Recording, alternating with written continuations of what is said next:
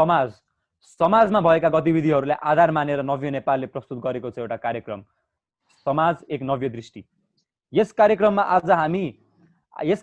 आज हामी महोत्तरी 2 प्रदेश 2 का प्रदेश सांसद श्री भरत प्रसाद शाह जो चाहिँ नेपाल कम्युनिस्ट पार्टीका केन्द्रीय सदस्य पनि हुनुहुन्छ, आज उहाँले हामीले यस कार्यक्रममा बोलाएर उहाँसँग एउटा अन्तर्वार्ता गर्न अघि बढिरहेका छौँ।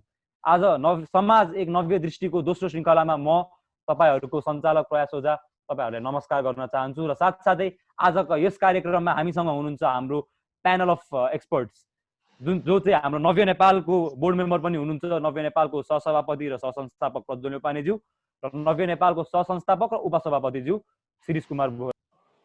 आज हामीसँग हुनुहुन्छ यस समाजबाट आएका एक जिम्मेदार नागरिक जसलाई महोत्तरी प्रदेश 2 का जनताले छानेर प्रदेश सभाको सांसद बनाएका छन्। नेपाल कम्युनिस्ट पार्टीका केन्द्रीय सदस्य श्री भरत प्रसाद शाहजी, नमस्कार, तपाईलाई हाम्रो कार्यक्रममा स्वागत छ। धन्यवाद तपाईको सम्पूर्ण युनिटलाई। सर, यो कार्यक्रम चाहिँ हाम्रो संस्था नव्य नेपालले सुरु गरेको हो। यो कार्यक्रम नव्य नेपालले चाहिँ समाजमा विभिन्न गतिविधिहरू भएका छन् र त्यसलाई आधार बनाएर सुरु गरेको कार्यक्रम हो। यो दोस्रो श्रृङ्खलामा आज हामी तपाईसँग अन्तर्वार्ता गर्छौँ विगतमा भएका घटनाहरूलाई आधार मानेर। ल, धन्यवाद। म तपाईलाई प्रश्न सोध्छु र त्योभन्दा अगाडि हाम्रो प्यानलमा हुनुहुन्छ प्रज्वल नेपाने जो चाहिँ यस संस्थाको सहसभापति पनि हुनुहुन्छ र यस संस्थाको सहसंस्थापक पनि हुनुहुन्छ। उहाँ आज हाम्रो प्यानलमा हुनुहुन्छ र उहाँले तपाईलाई सोधेका प्रश्नलाई तपाईले सोधेको प्रश्नहरूमा टिप्पणी गर्नुहुन्छ र आफ्नो पनि प्रश्नहरू र मार्गदर्शन दिनुहुन्छ। ल, यससँगै म मेरो पहिलो प्रश्न सोध्छु। अहिले नेपाल कम्युनिस्ट पार्टीमा गुटबन्दी भएको छ र नेपाल कम्युनिस्ट पार्टीको बीचमा सुरु भएको यो गुटबन्दीका कारण वर्तमान स्थितिमा नेपाल कम्युनिस्ट पार्टीको भूमिका चाहिँ के छ अहिले सरकारमा? नेपाल कम्युनिस्ट पार्टी अहिले वर्तमानमा नेपाल कम्युनिस्ट पार्टीको भूमिका के छ यो गुटबन्दीहरूलाई आधार मानेर? अब सबभन्दा पहिलो कुरा त नेपाल कम्युनिस्ट पार्टी अब झन्डै 2/3 सरकार हो, तर वर्षौंदेखि नेपाली जनताले खास गरेर उत्पीडित समुदायले हैन वर्गीय मुक्तिका निमित्त कम्युनिस्ट पार्टीहरूमाथि विश्वास गरिरहेका छन् र उहाँहरूमा एउटा चिन्ता के थियो भने यो कम्युनिस्ट पार्टी खाली फुट्ने मात्रै हो, जुट्ने होइन भन्ने जो थियो नि, त्यसलाई चाहिँ पूर्व नेकपा माओवादी केन्द्र र पूर्व चाहिँ नेकपा एमाले तोडेको छ र त्यही आधारमा एउटा चाहिँ एकता भयो र नेपाल कम्युनिस्ट पार्टी नेकपा चाहिँ निर्माण भयो। पछिल्लो समय जो गतिविधि जो देखियो हैन, गतिरोध जो देखियो, खास गरेर पार्टीभित्रका चाहिँ अन्तर्विरोधहरूलाई कसरी व्यवस्थित गर्ने र विगतमा भएका सम्झौताहरूलाई सहमतिहरूलाई कसरी पालन गर्ने भन्ने कोणबाट यो चाहिँ सुरु भएको हो र खास गरेर यसमा चाहिँ अब कतिपयले चाहिँ पदको हिसाबले भन्दा पनि यो विचार र विधि र प्रक्रियाको हिसाबले चाहिँ यो चाहिँ गतिरोधहरू देखिएका थिए। तर हिजो मात्रै दुई अध्यक्ष बीच एक साता चाहिँ लामो चाहिँ विवाद चाहिँ भन्नुस् न, यो संवादहीनताको स्थितिलाई चिर्दै हिजो चाहिँ 6 सदस्यीय कमरेड विष्णु पौडेल महासचिव हुनुहुन्छ, उहाँको नेतृत्वमा 6 सदस्य चाहिँ कार्यदल बनेको छ र त्यो कार्यदलले निकट भविष्यमा एउटा चाहिँ सहमतिको प्रस्ताव ल्याउँछ र त्यसलाई चाहिँ स्थायी समितिले अनुमोदन गरेर अगाडि बढ्यो भने यो समस्या समाधान हुन्छ। धन्यवाद सर। यसैसँगै प्रज्वलजी तपाईले यस विषयमा तपाईको के टिप्पणी छ? अहिले तत्कालीन स्थितिमा जुन नेपाली कम्युनिस्ट पार्टीले जनतालाई आफ्नो क्षमता देखाएर जसरी चुनाव जितेर अघिल्लो फेजमा आउन सकेको थियो, त्यसको त्यति राम्रो परिमाण भने हामीले देख्न पाएका छैनौँ र आज हामी यस कुराकै लागि बैठक बसिरहेका छौँ कि यो नेपाली कम्युनिस्ट पार्टीलाई हामीले भोट दिएर 2/3 भोट दिएर त ल्यायौँ, तर के हामीले यो 2/3 भोट दिएर ल्याएर त्यही अनुसारको कामकाज भएको छ त भनेर हाम्रो मनमा एउटा गम्भीर प्रश्न उठेको छ। र यही प्रश्नको आज हामी उत्तर खोज्दै भरत प्रसाद शाहज्यूलाई हामीले आज हाम्रो कार्यक्रममा आमन्त्रित गरेका पनि हौँ। र अब छलफल अगाडि बढाउँदाखेरि हामीलाई यसको उत्तर आज पाउनेछौँ। धन्यवाद। एकदम सान्दर्भिक प्रश्न सोध्नुभयो। अब अहिले के छ भने नेपाली जनताले जसरी 2/3 उन्मुख नेपाल कम्युनिस्ट पार्टीलाई चाहिँ जो बहुमत दियो, त्यसले गर्दा नेपाली जनताको अपेक्षा यो सरकारमाथि अरू सरकारभन्दा बढी हुनु स्वाभाविकै हो। तर मलाई के लाग्छ भनेदेखि अब सरकारले पनि बिस्तारै आफ्नो गतिविधिलाई अगाडि बढाउँदै लगेका छन्। र यो सरकार बनिसकेपछि तपाईँलाई भनौँ, खास गरेर भौतिक पूर्वाधारको हिसाबले पनि ठुला ठुला योजनाहरू चाहिँ अगाडि बढेका छन्। र यही बिचमा हामीले चाहिँ अब भूकम्पको चाहिँ समस्या पनि झेल्यौँ होइन। त्यसपछि अहिले कोभिड-19को पनि समस्या हामीले अहिले झेलिरहेका छौँ। त्यसले गर्दाखेरि विकास निर्माणमा अलिकति समस्या परिरहेका छन्। तर जनताले जसरी अपेक्षा गरेका छन् त्यो अनुसार चाहिँ विकास निर्माणका र लगायतका कुराहरूमा चाहिँ यो सरकार अगाडि बढ्छ। धन्यवाद सर। मेरो एउटा प्रश्न छ, तपाईँले कोभिड-19 कोरोना भाइरसको बारेमा कुरा उठाइहाल्नुभयो। अहिले हाम्रो राष्ट्रमा सबैभन्दा बढी कोरोना संक्रमित प्रदेश 2 मा देखिएको छ। र जब चाहिँ हामी PCR टेस्टिङ गरेको हामी रिपोर्टहरू हेर्छौँ, PCR टेस्टिङ चाहिँ सेकेन्ड लोएस्ट, दोस्रो सबसे कम चाहिँ प्रदेश 2 मै गरेको छ। यसको विशेष कारण? अब यसको विशेष कारण जसरी प्रदेश सरकारले आफ्नो गतिविधिलाई अगाडि बढाउनु पर्थ्यो र खास गरेर कोभिड-19 जो चाहिँ महामारी आइसकेपछि जसरी चाहिँ अब सुरुमा क्वारेन्टाइन होइन, त्यसपछि चाहिँ आइसोलेसन र भेन्टिलेटरका जो कुराकानी जो थियो त्यसमा चाहिँ अलिकति तदारुकताका साथ अगाडि बढाउनु पर्थ्यो। तर प्रदेश नम्बर 2 का चाहिँ सरकारले त्यसरी चाहिँ काम गर्न सकिरहेको स्थिति छैन। त्यसले गर्दाखेरि समस्याहरू देखिएका छन्। प्रज्वलजी, तपाईँको केही विशेष टिप्पणी यस विषयमा? यस विषयमा कोभिड-19 को रेस्पोन्स हाम्रो सरकारको ओभरअलमै त्यति जनताको मनमा त्यति पुग्न सकेको अवस्था रहेको छैन। अहिले हामीलाई यो थाहा भएकै विषयमा पर्दछ।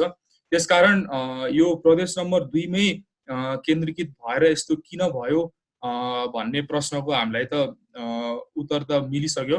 त्यही पनि योभन्दा अझै जेनरल पर्सपेक्टिभमा पुरै देशको निम्ति हेर्दाखेरि जनताहरू सामुको भाव बुझ्दाखेरि यो अहिले तत्कालीन सरकारको कोभिड-19 प्रतिको रेस्पोन्स त्यति चित्त बुझ्दो चाहिँ रहेको छैन भन्ने भन्न चाहन्छु। यो भयो सर। अब मेरो अर्को प्रश्न चाहिँ के हो भन्दाखेरि अहिले प्रदेश 2 मात्र नभएर हाम्रो राष्ट्रैभरिमा अहिले भेन्टिलेटरको कमी पनि पुगेको छ। यसमा अब कसको लापरवाही भन्न सकिन्छ? यो हाम्रो वर्तमान सरकारले ध्यान नदिएको हो कि यसमा अरू कुनै विशेष कारण छ हामी अहिले यस्तो जटिल अवस्थामा पनि भेन्टिलेटरको कमी हुनुमा? अब यसका विभिन्न कारणहरू हुन्छन्। एउटा सबभन्दा पहिलो अब कारण के रहेछ भने जनता जति अवेरनेस हुनुपर्ने, जति सचेत हुनुपर्ने त्यो भइरहेको स्थिति छैन। ठाउँ ठाउँमा अब लकडाउन छ होइन, निषेधाज्ञा छ, तर अब त्यहाँका चाहिँ मान्छेहरूले बुझेर या बुझ पचाएर खास गरी प्रदेश नम्बर 2 मा देखिएका छन्। अब मान्छेहरू चाहिँ बाहिर हिँड्ने होइन, अब ठुला ठुला चाहिँ अब भिडहरू जम्मा गर्ने, अब त्यस्तै टाइपका चाहिँ गतिविधिहरू गर्ने। त्यसले गर्दाखेरि यो दिनानुदिन चाहिँ सडिरहेको स्थिति छ यो कोभिड-19। र अर्को सरकारको कोणबाट जसरी चाहिँ यो भेन्टिलेटर र आइसोलेसनको व्यवस्था जो गर्नुपर्ने थियो त्यो चाहिँ सरकारले सकिरहेको स्थिति छैन। दुईटा कारण छ। सर, यसैमा मेरो अर्को एउटा प्रश्न छ। हाम्रो सरकारले विगतको वर्षमा गाडीहरूमा मात्रै सवारी साधनमा मात्र 5.86 बिलियनको बजेट छुट्याएको छ, जबकि अहिलेको कोभिड-19 को महामारीको समयमा हाम्रो वर्तमान सरकारले भेन्टिलेटरमा भनेर पनि एउटा बजेट छुट्याएको छैन। यसको विशेष कारण के? अब यो त सरकारकै कमी कमजोरी हो होइन। यो चाहिँ अब सवारी साधनमा चाहिँ बजेट छुट्याउने र यस्तो महामारीलाई चाहिँ निर्मूल गर्नका निम्ति नियन्त्रित गर्नका निमित्त त्यो भेन्टिलेटरहरू स्वास्थ्य उपकरणहरू लगायतका जो सामग्रीहरू जो खरिद गर्नुपर्ने हो त्यो एकदम बेठिक छ। यो सरकारले एकदम गलत गरेको हो। हजुर सर, यसपछि मेरो अर्को एउटा प्रश्न छ।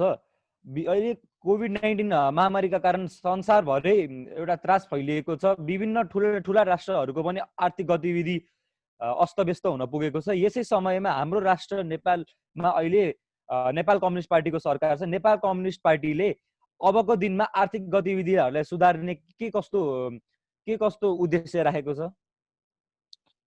अब यो समस्या विश्वमा नै छ। अहिले चाहिँ आर्थिक गतिविधिहरू एकदम धाराशाही भएर गएको छ हैन। सबभन्दा पहिले त जनताको चाहिँ जीव धानको चाहिँ अब जीव धनको चाहिँ सुरक्षा गर्नु राज्यको चाहिँ कर्तव्य हो। त्यसका बावजुद पनि आर्थिक गतिविधिहरू त गरिराख्नु पर्यो र त्यो गर्दाखेरि जस्तै हाम्रो सरकारले जो पहिलो चरणमा लकडाउन गर्यो, बिचमा चाहिँ खुकुलो गर्यो। खुकुलो गरेपछि अहिले भ्यालीमा नै हेर्नुहोस् एकदम तेज रफ्तारले चाहिँ यो कोरोना चाहिँ अब के अरे बढेर गयो। त्यसकारण अहिले आर्थिक गतिविधिहरू एकदम न्यून भइरहेको स्थिति छ। त्यसले गर्दाखेरि आर्थिक मन्दीको चपेटामा हाम्रो देश मात्र होइन पुरा चाहिँ दुनियाँ नै परिरहेको अवस्था छ। सर, यो अब हाम्रो आर्थिक क्षेत्र मात्र नभएर पनि एउटा शैक्षिक क्षेत्रमा पनि ठुलो हानि पुगेको छ। माध्यमिक शिक्षा परीक्षा पनि रद्द गरिएको छ र अहिले त्रिभुवन विश्वविद्यालयले पनि भदौ 15 देखि लिन लागेको स्नातक परीक्षा पनि अहिले फेरि पुनः एकपटक अन्यलमा छ। यसमा अब हामी के भनेर बुझ्ने के अहिले यो परीक्षाहरू लिनको विषयमा शिक्षा मन्त्रालय आफै अन्यलमा छ? होइन, यो विश्वव्यापी महामारी भइरहेको स्थितिमा अरू देशमा पनि यस्तै देखिएका छन्। त्यहाँ चाहिँ आर्थिक शैक्षिक हैन लगायतका तमाम सेक्टरमा चाहिँ अवरोध परिरहेको अवस्था छ।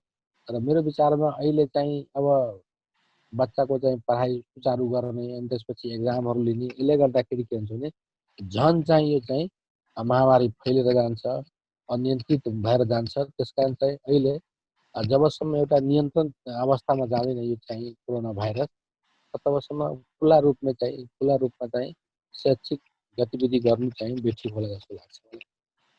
हजुर सर, यसै विषयमा म प्रज्वलजीलाई पनि आफ्नो टिप्पणी राख्नको लागि आग्रह गर्दछु। यस कुरामा चाहिँ मलाई के भन्नु छ त भन्दाखेरि अहिले तत्कालीन स्थितिमा जसरी हामीले एसएलसीको एसईको रिजल्ट पर्खेर बसेका थियौँ र यो रिजल्ट आउन अहिलेसम्म असफल रहेको कारण चाहिँ एउटा मुख्य कारण चाहिँ रहेको छ। यो एसएलसीको रिजल्ट आएपछि 11-12 को पढाइ सुरु हुने गर्दछ र 11-12 को पढाइ सुरु हुँदाखेरि यो चाहिँ काठमाडौँ उपत्यकाभित्र मात्रै पढाइ सुरु हुने अनुकूल स्थिति छ, जसरी अनलाइन क्लासहरू मार्फत। तर काठमाडौँ उपत्यका बाहेक, विराटनगर पोखरा बाहेक अरू ठाउँमा जहाँ नेपालमा इन्टरनेटको त्यति सुविधा छैन, बत्तीको त्यति सुविधा नभएको कारणले गर्दाखेरि 11-12 को पढाइ सुरु गर्ने अहिले अनुकूल स्थिति नरहेको कारणले गर्दाखेरि अहिले सरकार पछि परेको हो र यसमा विवाद आएको हो। त्यसै कारण अहिले हामी एसईको रिजल्ट र एसईको रिजल्ट पनि प्राप्त गर्न सकेका छैनौँ र यो सजिलो समय होइन। जसरी हामीले छलफल गरिसकेका छौँ, यो हाम्रो सरकारको लागि, यो देशको लागि, यो संसारको लागि पनि यो सजिलो समय होइन। त्यस कारणले गर्दा जसरी भरतजीले भन्नुभयो, हाम्रो जनताहरू मार्फत पनि त्यति सचेतना देखाइएको चाहिँ होइन है। जति सरकारले गर्नुपर्ने छ त्यति नै जनताको पनि हात छ यस कोरोनाको बिगबिगी बढ्नुमा। त्यसकारण सचेतता जति हामीले चाँडै देखायौँ, जति हामीले चाँडै यो लकडाउनलाई पूर्ण फलो गर्न सक्यौँ, त्यति चाँडै नै हामी अब शैक्षिक र आर्थिक स्थितिलाई, नेपालको आर्थिक स्थितिलाई फेरि हामी बलियो बनाउनतिर अघि बढ्नेछौँ भन्ने लागिरहेको छ। त्यसकारण अब चाहिँ सरकारलाई नभनेर जनताहरू आफै अलि बढी सचेत हुनुपर्ने अवस्था देखिएको छ। आफ्नो सुरक्षा आफै गरौँ। धन्यवाद। मेरो अब यसै अन्तर्गत अर्को एउटा प्रश्न छ।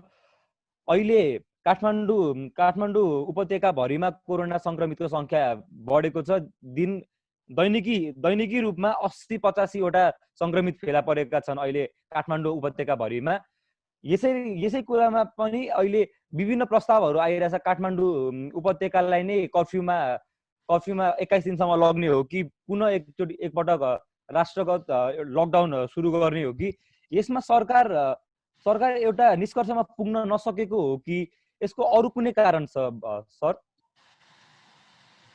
अब सरकार यो चाहिँ कोरोना जो कोभिड-19 छन् यसलाई नियन्त्रण गर्नका निम्ति मैले अगाडि नै भने दुईटा विधि, एउटा जनता सचेत हुनुपर्छ, राज्यले जो गर्न सरकारले जो गर्न खोजिरहेको छ त्यसलाई जनताले पूर्ण रूपमा पालन गर्नुपर्ने। जस्तै तपाईँ हामीले देखिरहेका छौँ अब अहिले चाहिँ अब रातिदेखि 12 बजेदेखि अब भदौ 15 गतेसम्म पूर्ण रूपमा चाहिँ धेरै कुराहरूलाई निषेध गरेको छ। ती कुरा राज्यले सरकारले जो गरेका निर्देशहरू छ त्यसलाई हामीले पालन गर्नुपर्छ तपाईँ हामी जनताले। तर त्यो चाहिँ पालन भइरहेको स्थिति छैन। अहिले पनि तपाईँ अब बाहिर निस्किनु हो भने मान्छेहरू बिना काम चाहिँ पनि डुलिरहेको अवस्था देखिन्छ। त्यसकारण यस कुरामा चाहिँ हामीले सचेत हुनुपर्छ र राज्यले यसमा चाहिँ कडाइका साथ अगाडि बढाउनुपर्छ होइन। अब अहिले ढिलै भए पनि जो चाहिँ अब भ्यालीलाई चारतिरबाट चाहिँ जो चाहिँ ब्लक गर्यो होइन, रोकियो होइन, आवत जावत जो रोकिएका छन् त्यो राम्रो पक्ष हो। र मलाई के लाग्छ भने जो अहिले चाहिँ जिल्ला प्रशासन कार्यालयहरूले जसरी जो निर्देश गरेछ त्यसलाई हामीले पालन गर्यो भने यो चाहिँ कोरोना चाहिँ नियन्त्रित भएर जान्छ जस्तो लाग्छ।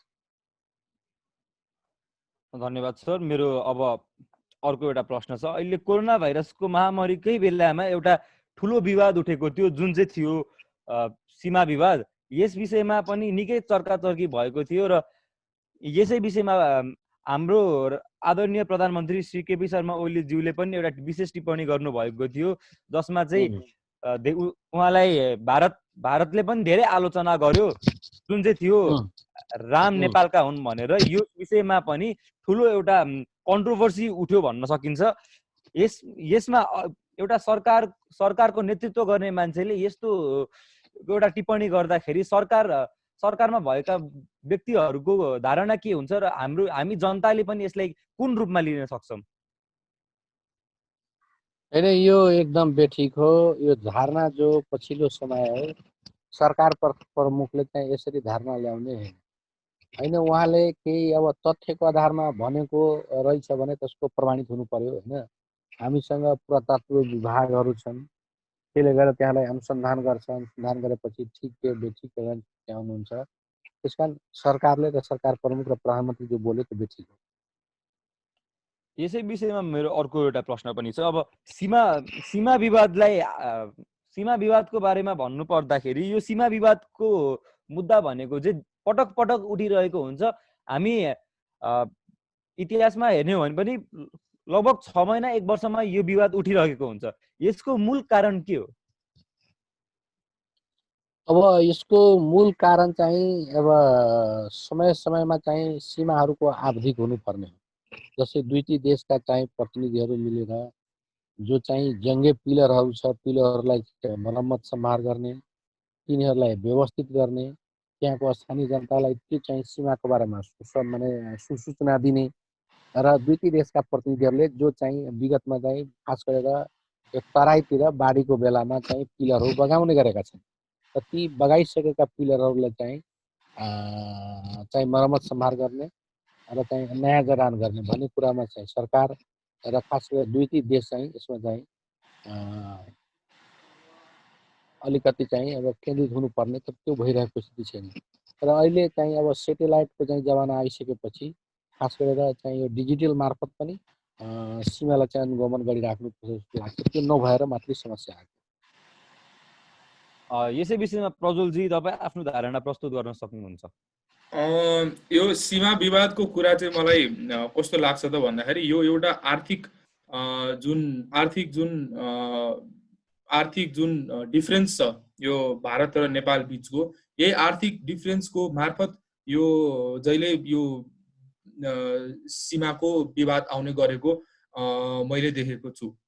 यसको मूल कारण चाहिँ के हो त भन्दाखेरि जुन हिसाबले भारतले आफ्नो आर्थिक सुपिरियोरिटी जुन ले नेपाललाई जुन पेल्न खोजिरहेको स्थिति हामीले महसुस गरेका छौँ। यो नेपाली जनताले यो कमन एउटा महसुस गरेको चिज हो र यसको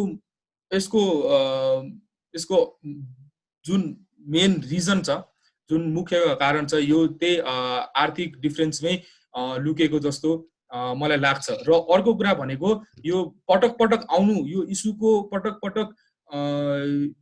पटक यो इस्यु रिसर्फेस हुनुको अर्थ चाहिँ केदेखि देख्न सकिन्छ त भन्दाखेरि पटक पटक सरकार फेरिँदै गर्दाखेरि पछिल्लो पटक पनि यो एउटा भोट ब्याङ्क भन्ने शब्द अङ्ग्रेजीमा रहेको छ। त्यसको अर्थ चाहिँ यो चुनाव आउने समयमा भोट कहाँबाट तान्ने त भन्दाखेरि यस्तै यस्तै इस्युहरू रेज गरेर तान्ने भन्ने एउटा एकदम ठुलो प्रोपोगेन्डा चलाउन हरेक 6 महिना 1 वर्षमा नेपालमा सफल रहेका छन् पहिलेका सरकार पनि र अहिलेको सरकार पनि त्यसमा सफलै रहेको देखिन्छ। अहिलेको जुन यो राम सँग सम्बन्धित टिप्पणीहरू राख्नु भएको छ सामान्य केपी ओलीजीले, त्यो पनि यही शैलीको विचारधारा जस्तो मैले बुझेको छु।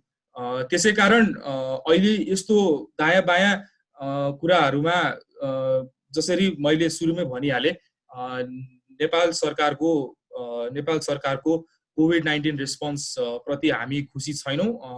भरतजी आफैले पनि भनिहाल्नुभयो, यो भेन्टिलेटरहरूसँग सम्बन्धित कुराहरूमा हामी खुसी छैनौँ। त्यसकारण यो खुसी नभएको हुँदाखेरि यसको लागि अब जनताहरू सामु के राख्ने त, सरकारको विशेषता के राख्ने त भन्दाखेरि यो लिम्पियाधुरा लिपुलेख र यो राम नेपालमा जन्मेका हुन् भन्ने विचारधाराले अब केपी ओलीजी अगाडि बढ्नु भएको छ। यो चाहिँ कति पनि राम्रो होइन नेपाली जनताको लागि, र कोही पनि नेपाली जनताले यसलाई सेलिब्रेट गर्छ भने यो अहिले यसको समय होइन। अहिले कोभिड-19 को रेस्पोन्स लाई हामीले सरकारप्रति परीक्षण गर्नुपर्ने समय हो। त्यसकारण यता दायाँ बायाँ कुराले हामीले जनतालाई अर्को चुनावको निम्ति भनेर यसरी नगरिदिएको भए हुन्थ्यो भन्ने यो साझा जनताको एउटा टिप्पणी छ। धन्यवाद प्रज्वलजी। यससँगै मेरो अब अर्को प्रश्न छ श्री भरत प्रसाद शाहज्यूलाई। सर, एउटा हाम्रो राष्ट्रमा 2074 सालमा एउटा यस्तो घटना भयो जसले पुरै राष्ट्रलाई पनि शोकमा लग्यो, जुन चाहिँ थियो निर्मला हत्याकाण्ड। निर्मला हत्याकाण्डपछि अब राष्ट्रमा एसिड प्रहारमा चाहिँ अब हल्का घट्ने भन्ने सबैले सोचेको थिए। तर अहिले चाहिँ के भयो भन्दाखेरि निर्मला हत्याकाण्डपछि हाम्रो राष्ट्रमा 8वटा अझै एसिड प्रहारको जस्ता गतिविधिहरू बढेको छ र ती मध्येमा 3 पटक एसिड प्रहार चाहिँ यसै समयमा भएको छ, यसै लकडाउनको समयमा भएको छ, जसमा चाहिँ एकचोटि कलङ्की र एसिड प्रहार भएको थियो र त्यसपछि श्रीमतीले आफ्नै श्रीमानमाथि एसिड प्रहार गरिन् र त्यसपछि एकपटक पुनः एउटा पिताले आफ्नो श्रीमती र छोरीमाथि एसिड प्रहार गरेका थिए। अहिले हाम्रो यो राष्ट्रमा एसिड सजिलै पाइरहेको छ। यसमा अब हामी सरकारको पनि लापरवाही भन्ने हो कि के भन्ने हो? सर, आफ्नो एउटा टिप्पणी राख्नुहोस् न। यो एकदम सान्दर्भिक कुरा उठाउनु भयो। अहिले चाहिँ जो एसिड प्रहारका जो घटनाहरू भइरहेका छन्, यो पछिल्लो समय अलिक व्यापक नै भइरहेको हो। त्यसमा राज्यले पनि अलिकति कराई, सरकारले पनि कराई गर्नुपर्ने हो। तर खास गरेर समस्या के रहेछ भने जस्तै यो ब्याट्रीको जो सिट छ, अब यो सबै गाडीमा प्रयोग हुने, त्यसपछि बाइकहरूमा प्रयोग हुने, त्यसपछि ठुला कारखानामा प्रयोग हुने। त्यसकारण चाहिँ त्यसलाई कसरी नियन्त्रित गर्ने भन्ने एउटा चाहिँ अब संरचना चाहिँ बनाउनै पर्छ र त्यसलाई रोकथामका निमित्त। र अर्को चाहिँ जो यस्ता खालका दोषी छ त्यसलाई चाहिँ एउटा गम्भीर प्रकृतिका चाहिँ अब मुद्दालाई नै विश्लेषण गरेर अलि गम्भीर खालका नै यसलाई चाहिँ सजायका जो दायराहरू थोरै छन् त्यसलाई बढाउनुपर्छ जस्तो लाग्छ। म यसै विषयमा एउटा प्रश्न उठाउन चाहन्छु। यदि कोही व्यक्तिले कसैमाथि एसिड प्रहार गर्छ, यसमा हामी त्यस व्यक्तिको मानसिक अवस्था कस्तो छ भनेर हामी सोच्न सक्छौँ। किनकि एसिड प्रहार गर्नु जस्तो एउटा डरलाग्दो हिंसात्मक कार्य गर्नु भनेको मानसिक अवस्थामा पनि केही कमी आउनु हो। र यसमा मनोचिकित्सकहरू, हाम्रो राष्ट्रको मनोचिकित्सकहरूले पनि अहिलेसम्म केही पनि मुद्दा उठाएको हामी देख्न सक्दैनौँ। यसमा हाम्रो राष्ट्रसँगै नभएर पनि कि राष्ट्रमा भएका मनोचिकित्सकहरूको पनि कमी छ कि भन्ने एउटा प्रश्न चाहिँ उठेको छ। यससँगै अर्को एउटा प्रश्न के छ भन्दाखेरि मेरो अहिले हाम्रो राष्ट्रमा एकदमै मर्डर केसेसहरू एकदमै मान्छेले मार्ने एकदमै प्रक्रिया यो एकदमै बढ्न गइरहेको छ। अस्ति भर्खरै पनि हामीले टोखा नगरपालिकामा देख्न सक्छौँ। टोखा नगरपालिकामा पनि एकजना व्यक्तिको सुटकेसमा मृतक शव फेला परेको थियो। यस्ता घटनाहरू बढ्नुको प्रमुख कारण चाहिँ के हुन सक्छ? अब यो जो मनोचिकित्सकको कुरा गर्नुभयो हैन, अब कतिपय त एसिड प्रहार गर्ने अब मनोरोगी हुन सक्छ, मानसिक रोगी हुन सक्छ। तर कतिपयले चाहिँ नियोजित रूपमा आफ्नो चाहिँ इगोलाई चाहिँ अब पुरा गर्नका निमित्त, आफ्नो इगोलाई चाहिँ पुरा गर्नका निमित्त र अरूलाई दुःख दिनका निमित्त भन्ने अभिप्रायबाट पनि गर्दो रहेछ। र पछिल्लो समय एसिड प्रहार चाहिँ अब हाम्रो मुद्दाहरूको जो श्रेणी थियो त्यसमा छँदै थिएन। पछिल्लो समय ल्याएको छ र तर त्यसका सजायहरू थोरै छन्, त्यसलाई बढाउनुपर्छ। र यो चाहिँ यसको बिक्री वितरणमा चाहिँ मलाई के लाग्छ भने सम्बन्धित निकायको चाहिँ सिफारिसमा मात्रै खरिद बिक्री गर्न पाउने भने जस्ता चाहिँ कानुन ल्यायो भने यसलाई चाहिँ धेरै हदसम्म रोक्न सकिन्छ। यसै तर्कमा प्रज्वलजी तपाईँ आफ्नो तर्क कृपया राख्नु होला। यस विषयमा अहिले पछिल्लो समयमा जुन एसिड अट्याक र जुन मर्डर केसको कुरा उठाउनु भएको छ प्रयासजीले, यो एकदम सामाजिक एउटा प्रश्नतिर समाजप्रति हामी जुन हाम्रो कार्यक्रमको नाम नै रहेको छ त्यससँग मिल्दोजुल्दो प्रश्न रहेको छ। र जसरी भरतजीले भन्नुभयो कि यो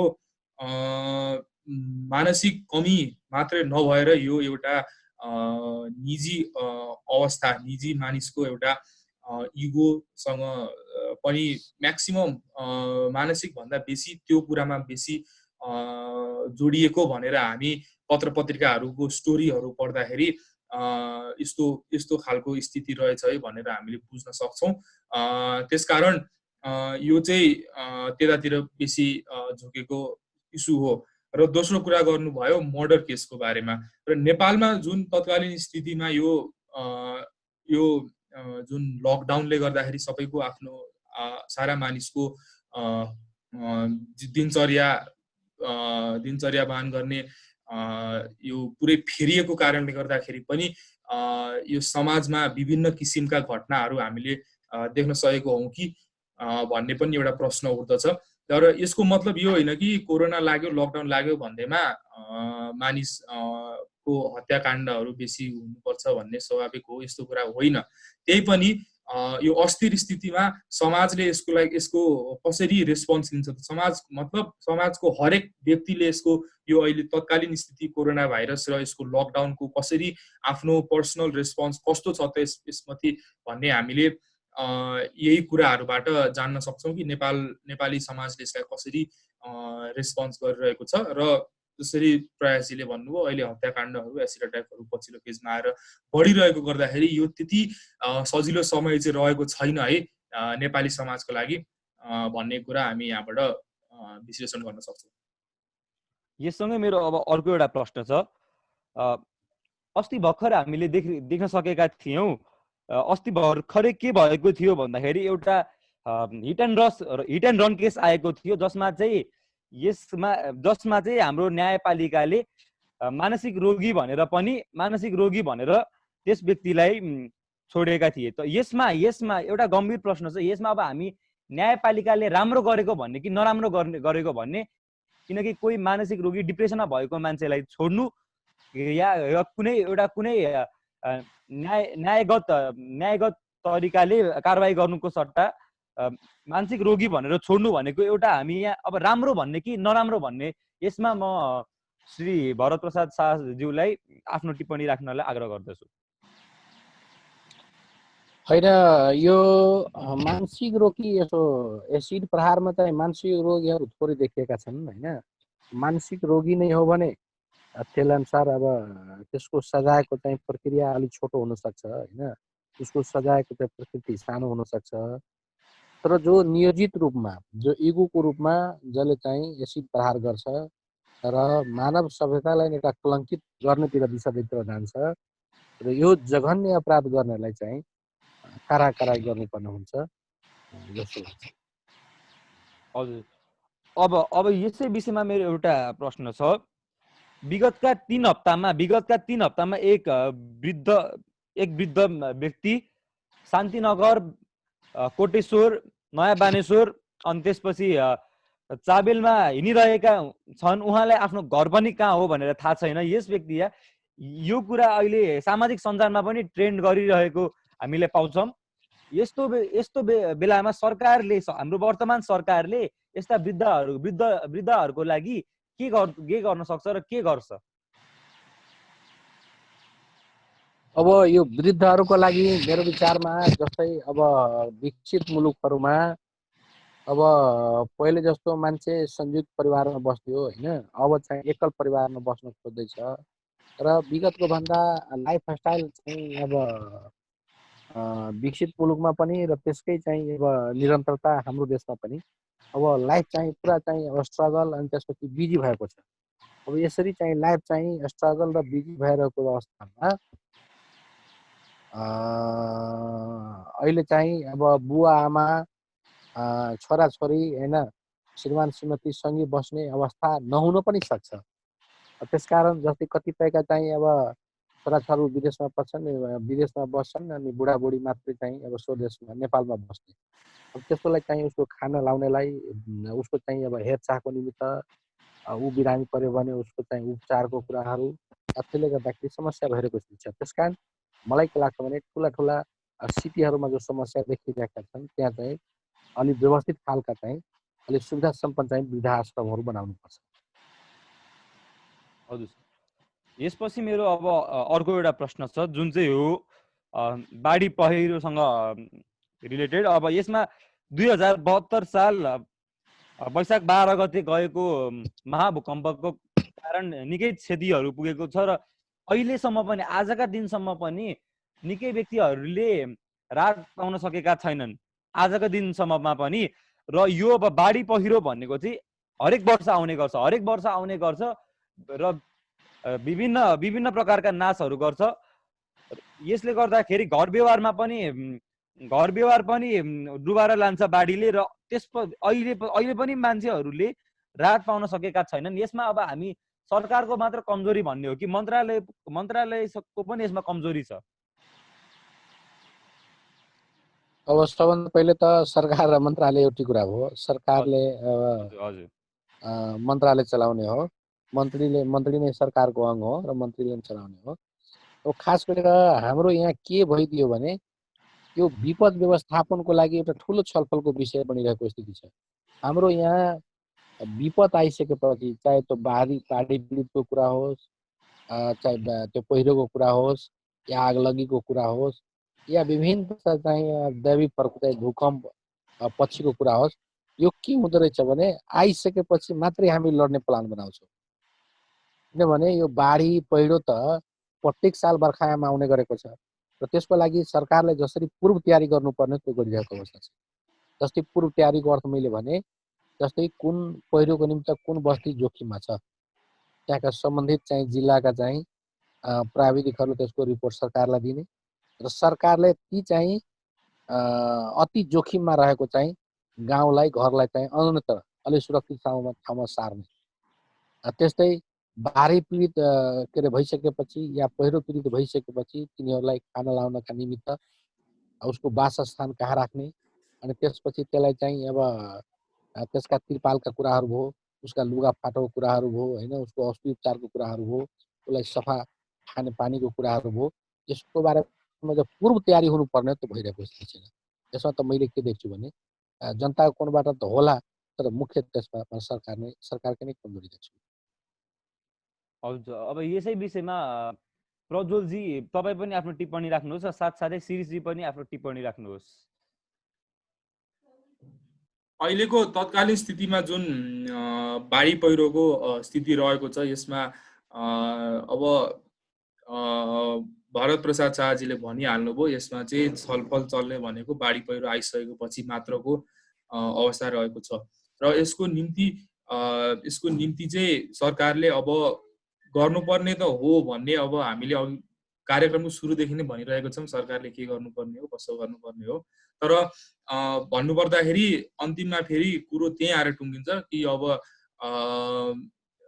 यो बाढी पहिरोको प्रिकसनरी मेजर्सहरू जुन हुन्छ यसलाई पनि ध्यानमा राख्नु पर्यो जुन बाढी पहिरो पश्चातको मेजर्सहरू हुन्छ यसलाई पनि ध्यानमा राख्नु पर्यो र जुन बाढी पहिरो आइसकेको तुरुन्तै आइसकेको पछिको मेजर्स हुन्छ त्यसलाई पनि ध्यान राखेर सरकारले एउटा तीन भागमा बाँडिएको पोलिसीको अब जरुरत देखिरहेको छ जसरी लङ टर्ममा जुन बाढी पीडितहरूलाई लङ टर्ममा लामो समयमा कसरी सहयोग पुर्याउने बाढी आउने बित्तिकै पहिरो आउने बित्तिकैको तत्कालीन स्थितिमा कसरी सहयोग पुर्याउने र बाढी पहिरो आउने समस्या नै क्रिएट नहोस् भन्ने अवस्था कसरी बनाउने भने यी तीन कुरामा फोकस गरेर एउटा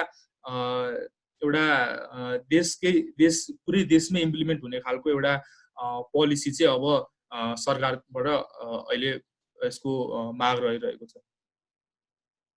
धन्यवाद प्रज्वलजी। शिरीषजी तपाईँ आफ्नो टिप्पणी राख्न सक्नुहुन्छ।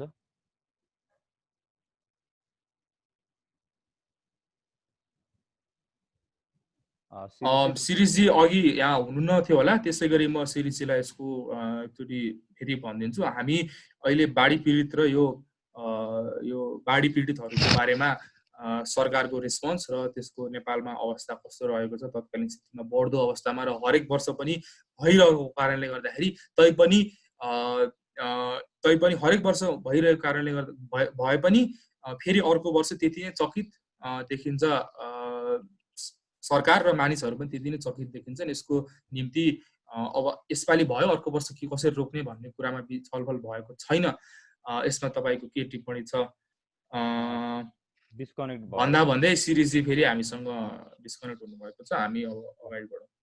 ल, मेरो अर्को अब एउटा प्रश्न छ। अहिले कोरोना भाइरस महामारीको अवस्था छ र यसै बेलामा बाढी पहिरो पनि गएको छ। अब हामी बाढी पहिरोलाई रोक्न पनि सक्दैनौँ र अहिले तत्कालै पनि हामी कोरोना भाइरस महामारीलाई रोकेर अघि बढ्न सक्दैनौँ। तर अहिलेको अवस्थामा वर्तमान सरकारले बाढी पहिरो गएपछि एउटा बाढी पहिरो जब जान्छ त्यसपछि मान्छेहरू एउटा हुलमा जम्मा हुन्छन्। यो भनेको यस विषयमा वर्तमान सरकारले कसरी यसलाई रोकथाम गर्न सक्छ र यसलाई लिएर कसरी अघि बढ्न सकिन्छ भन्नेमा सर आफ्नो टिप्पणी राखिदिनुहोस् न। अब यो विभिन्न चाहिँ विपदको सन्दर्भमा व्यवस्थापनको बारेमा हाम्रो यहाँ ठुला चाहिँ गोष्ठीहरू होइन मिटिङहरू भइरहेको स्थिति छ।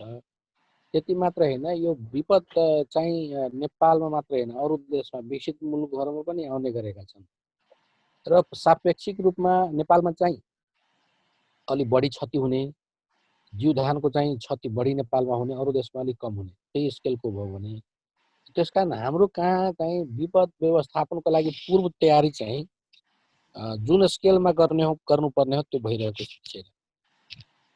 जब पढ्यो राति तब बुढी ताती भने जस्तै जब चाहिँ यहाँ चाहिँ बाढी पीडितको कुरा आयो या लगायतका चाहिँ कुराकानी जो आयो त्यसकारण त्यो विपद आइसकेपछि मात्रै हामी त्यसलाई चाहिँ समाधान गर्नतिर जान्छौँ। त्यसको पहिले नै तयारी भइदिएको भए के हुन्छ क्षतिलाई न्यूनीकरण गर्न सकिन्थ्यो। त्यो चाहिँ हामीले गर्न सकिरहेको स्थिति छैन।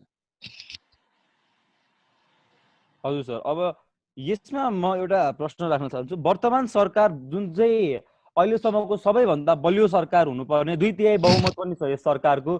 2/3 बहुमत भएको वर्तमान सरकार जसले निकै बाचाहरू गरेको थियो, यसै सरकारको पनि अहिले प्राय हरेक क्षेत्रमा पूर्व तयारी रहेको छैन। यसैमा पूर्व तयारी नरहेपछि पनि हाम्रो आदरणीय प्रधानमन्त्री खड्गप्रसाद शर्मा ओलीज्यूले एउटा कार्यक्रम लिएर आउनु भएको थियो जसमा पनि जुन कार्यक्रम चाहिँ एकदमै बलियो देखिएको थियो र यसले हाम्रो राष्ट्रमा पनि अब उद्धार गर्छ भन्ने एउटा धारणा थियो सबैको, जुन चाहिँ हो प्रधानमन्त्री रोजगार कार्यक्रम। तर जब प्रधानमन्त्री रोजगार कार्यक्रम आयो यसको विषयमा प्रतिपक्षी दल नेपाली कांग्रेसले पनि निकै प्रश्न उठाए र यसको बारेमा फिलिङ्सहरू मिक्स छ। यसमा मान्छेहरूले राम्रो पनि भन्ने गर्छन् र नराम्रो पनि भन्ने गर्छन्। त्यसैले आज हाम्रो यो भ्युअर्सहरूलाई तपाईँ एकचोटि प्रधानमन्त्री रोजगार कार्यक्रम आखिरमा के चाहिँ हो र प्रधानमन्त्री रोजगार कार्यक्रमको उद्देश्य चाहिँ के थियो यो भनेर तपाईँ एकचोटि हाम्रो भ्युअर्सहरूलाई पनि मार्गदर्शन दिनुहोस् न। अब यो प्रधानमन्त्री रोजगार कार्यक्रम के थियो भने जो चाहिँ पढे लेखेका युवा जनशक्ति जो चाहिँ काम गर्न सकिरहेको स्थिति छैन र विदेशी राखेका छ, विदेशी नै पुगिराखेका छन् र दैनिक चाहिँ मान्छे त्यहाँबाट विदेशबाट चाहिँ हाम्रो युवा जनशक्तिको चाहिँ लासहरू नेपालमा आउने गरेका छन् र जसरी देशको चाहिँ युवा जनशक्तिलाई विदेशी चाहिँ तिर चाहिँ अग्रसर गराइदिने अनि नेपाललाई चाहिँ आत्मनिर्भर बनाउन खोज्ने त्यो चाहिँ कदापि हुन सक्दैन। त्यसकारण युवा जनशक्तिलाई कसरी आत्मनिर्भर बनाउने भन्ने कोणबाट चाहिँ यसको सुरु गरेको हो। जस्तै कसैसँग सिप छ, उसलाई चाहिँ आँट छ, उसले गर्न सक्छ, तर उसँग पुँजी छैन। त्यस्ता युवा जनशक्तिहरूलाई जो चाहिँ नेपालमा आफू आत्मनिर्भर हुने, नेपाललाई आत्मनिर्भर बनाउने र त्यति मात्र होइन, त्यहाँ चाहिँ अब केही युवाहरूलाई चाहिँ इन्भल्भ गराउने, रोजगार दिने र देशको अर्थतन्त्रलाई चाहिँ अगाडि उकास्ने भन्ने कोणबाट यसलाई गरेको हो। अब यो चाहिँ एकदम पवित्र चाहिँ अब योजनाका साथ अगाडि बढिरहेको स्थिति चाहिँ छ। तर के हो भने यो सानो स्केलमा हो, त्यसले गर्दाखेरि धेरैलाई चाहिँ असन्तुष्टि भइरहेको छ। जो यसमा चाहिँ संलग्न भयो, जसले गर्न सक्यो त्यो चाहिँ सन्तुष्ट छ र जो चाहिँ यो चाहिँ दायरामा पर्न सकेन, किन राज्यले यसमा चाहिँ थोरै लगानी गरेको छ, त्यसले गर्दाखेरि समस्या चाहिँ देखिएको हो। हजुर सर, अब कुरा उठेको छ राष्ट्रको लगानीको मात्रै। अहिले हामीले विगतको 1 वर्षलाई आधार मानेर पनि हेर्ने हो भने हाम्रो वर्तमान सरकारले चाहिदो भन्दा नचाहिदो कुरामा पनि खर्च गरेको छ। यस्तो महामारीको बेलामा अस्ति भर्खरै एउटा रिपोर्ट आएको थियो जसमा हाम्रो आदरणीय राष्ट्रपतिज्यू विद्यादेवी भण्डारीको अफिसमा 1 करोडको कार्पेट मात्र पनि राख्ने भन्ने एउटा कुरा आएको थियो, जसले गर्दाखेरि धेरैजनाले सरकारको आलोचना पनि गरेको थियो। अहिले वर्तमान सरकारले यस्तो कुरामा ध्यान दिनुको कारण चाहिँ के हो? यसमा सर आफ्नो एउटा टिप्पणी राखिदिनुहोस् न। अब के रहेछ भने राज्य चाहिँ आर्थिक रूपमा विपन्न भइरहेको स्थितिमा, आर्थिक चाहिँ क्राइसिस भइरहेको स्थितिमा राज्यले चाहिँ सरकारले आफ्नो खर्चलाई कटौती गर्दै जानुपर्ने स्थिति हुन सक्छ। राष्ट्रको सम्माननीय राष्ट्रपतिको सन्दर्भमा उहाँको कार्पेट 1 करोड आयो भन्ने कोणबाट त म अब के हो यथार्थ मैले बुझिसकेको स्थिति छैन। तर त्यसरी नै गरेको रहेछ भने त बेठिक हो। तर फेरि हामीले के बुझ्नुपर्ने हुन्छ भने अब राज्यको चाहिँ अब चाहिँ प्रमुख चाहिँलाई हामीले चाहिँ त्यो स्टेटस अनुसारको जो अरू देशबाट जो राजदूतहरू भेट्न जाने, कूटनीति नियोगका चाहिँ अब उच्च पदस्थ अधिकारीहरू भेट्न जाने, त्यसलाई चाहिँ थोरै सुविधा चाहिँ दियो भने त्यसलाई चाहिँ विरोध गर्ने प्रवृत्ति पनि हाम्रो चाहिँ देशमा छन्। त्यसरी हुनु हुँदैन। सरकारले चाहिँ कटौती गर्दै जानुपर्ने स्थिति हुन सक्छ, किनभने अहिले आर्थिक क्राइसिस छ। त्यसकारण दुईटै कुरा हो। हजुर सर, अब एउटा विगतको 1 महिनामा एउटा युवाहरू संलग्न भएको एउटा ग्रुप आएको छ, जुन चाहिँ थियो इनफ इज इनफ ग्रुप। जब यस ग्रुपले हाम्रो वर्तमान सरकारले आरडीटी परीक्षण बढी गरेको र पीसीआर परीक्षण कम गरेको विषयलाई विरोध गरेको थियो र जब बालबाटारमा पनि गएर विरोध प्रदर्शनहरू गरेको थियो, त्यसबेला उनीहरूमाथि वाटर बमहरू पनि प्रहार गरिएको थियो। यसमा अहिले पनि इनफ इज इनफ ग्रुपका सदस्यहरू अनसनमा जाने, सरकारको विरुद्ध गएको अवस्था हामी देख्न सक्छौँ।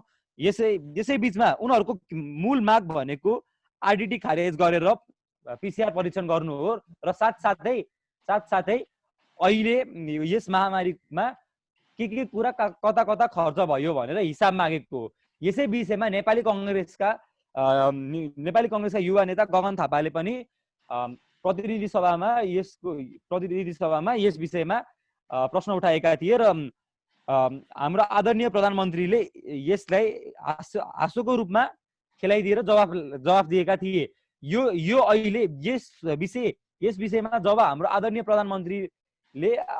प्रधानमन्त्रीले गगन थापालाई जुन हिसाबले जवाफ दिनुभयो, यस विषयमा तपाईको एउटा धारणा के छ? अब यो आइडिटी र पिसिआर टेस्टको बारेमा म त सम्बन्धित क्षेत्रका चाहिँ प्राविधिक परेन हुँ होइन, तर मैले चाहिँ मोटामोटी चाहिँ बुझेको के रहेछु भने यो आइडिटी टेस्ट भनेको ह्युमिनिटी टेस्ट रहेछ, जसको ह्युमिनिटी पावर चाहिँ बढी रहेछ भने उसलाई चाहिँ कोरोनाले असर गर्दैन, या अरू भाइरसले पनि असर गर्दैन। जसको इम्युनिटी पावर कमजोर हुन्छ उसलाई एट्याक गर्ने हो एउटा कुरा। त्यसकारण त्यो इम्युनिटी पावर चाहिँ टेस्ट गर्ने त्यो आइडिटी हो। अर्को पिसिआर टेस्ट भनेको त्यो त कोरोना हो कि होइन, कोरोना पोजिटिभ हो कि नेगेटिभ हो त्यो टेस्ट गर्ने हो।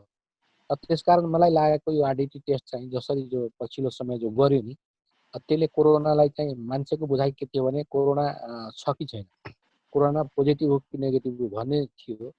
त्यसकारण आइडिटी चेकको मैले त्यति औचित्य देखाएको थिएँ, त्यो बेठिक थियो। त्यस कारण पिसिआर टेस्टमै जोड दिनुपर्छ जस्तो लाग्छ। हजुर सर, अब जब कि ठुला राष्ट्र जस्तै अमेरिकाले पनि के भनेर भनेको छ भन्दाखेरि पिसिआर टेस्ट पनि आफैमा 100%ै कोरोना संक्रमण देखाउनमा 100%ै हुन्छ भन्ने पनि छैन भनेर ठुला राष्ट्र जस्तै कि अमेरिकाले पनि भनेको छ। यस बेलामा हाम्रो राष्ट्र नेपालले पिसिआर टेस्टिङ त्यही पनि नगरी, त्यही पनि पिसिआर टेस्टिङलाई पनि व्यवस्था गर्दै आइडिटीमा पनि आइडिटी टेस्टिङ गरेको थियो। के यो कारण पनि हुन सक्छ अहिले हाम्रो राष्ट्रमा बढ्दो कोरोना संक्रमणको पनि, र साथसाथै जब कुनै समूह वर्तमान सरकारमाथि प्रश्न उठाइरहेको छ, त्यो समूहका व्यक्तिहरूमाथि प्रहार पनि गरिएको हामी अहिले देख्न सक्छौँ। यसमा अब यो तानाशाही रूप पनि सरकारले लिएको छ कि छैन भन्ने विषयमा म हजुरलाई एउटा प्रश्न राख्न चाहन्छु। यसमा हजुर पनि आफ्नो एउटा धारणा राख्नुहोस्। अब यो कुरा त यो कोरोना कोभिड-19 चाहिँ नयाँ रूपमा आएको रोग भएको हिसाबले न यसको औषधि छ न यसको उपचार छ। खालि इम्युनिटी पावर चाहिँ बढाएर गर्ने। र यो अहिलेको टेस्ट पनि पिसिआर टेस्ट पनि अनि आरडिटी टेस्ट त एउटा त्यसको अविश्वसनीयतामाथि त प्रश्न खडा भइ नै सकेको छ। पिसिआर टेस्ट पनि के रहेछ भने कुनै बेला चाहिँ यो ठिकै हो, पिसिआर पोजिटिभ आयो भने त्यो कोरोना लागेकै हो भनेर लाग्छ, भाइरस लागेको हो। र कहिलेकाहीँ मान्छेलाई केही भइरहेको स्थिति छैन, त्यसलाई चाहिँ कोरोना पोजिटिभ देखाउँछ। त्यसकारण यसको बारेमा चाहिँ विभिन्न चाहिँ एक्सपर्टहरू के रहेछ भने पिसिआर पनि 100% चाहिँ यो कोरोना चाहिँ टेस्ट चाहिँ ठिक हो भन्नेमा चाहिँ अहिले विश्वास भइरहेको स्थिति दुनियाँमै धेरै एक्सपर्टहरूको छ। त्यसकारण यसमा चाहिँ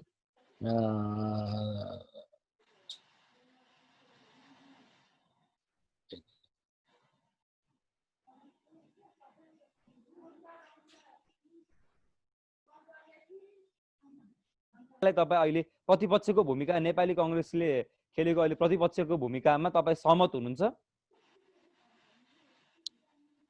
होइन, यो नेपाली कांग्रेसले जसरी चाहिँ आफ्नो भूमिका चाहिँ खेल्नु पर्ने हो त्यो भूमिका मलाई के लाग्छ भनेदेखि उहाँले खेलिरहेको स्थिति छैन। अब कुनै पनि डेमोक्रेटिक कन्ट्रीमा प्रतिपक्षले चाहिँ सरकारको गतिविधिहरूलाई चाहिँ नराम्रो कुराहरूलाई चाहिँ अब नियन्त्रित गर्ने हो। तर नेपाली कांग्रेस आफ्नै आन्तरिक द्वन्द्वमा रुम्लिरहेको हिसाबले जसरी चाहिँ प्रतिपक्षको भूमिका गर्नुपर्ने हो त्यसमा चाहिँ मलाई लाग्छ असक्षम नै देखिएका छन्। यसै विषयमा प्रज्वलजी तपाईँ आफ्नो धारणा राख्नुहोस्। तपाईँले उठाउनु भएको एउटा इस्यु जुन इनफ इज इनफ मुभमेन्टको जुन पुलिससँगको जुन हातापाई भयो भन्ने विषय उठाउनु भएको थियो, त्यसमा म के भन्न चाहन्छु।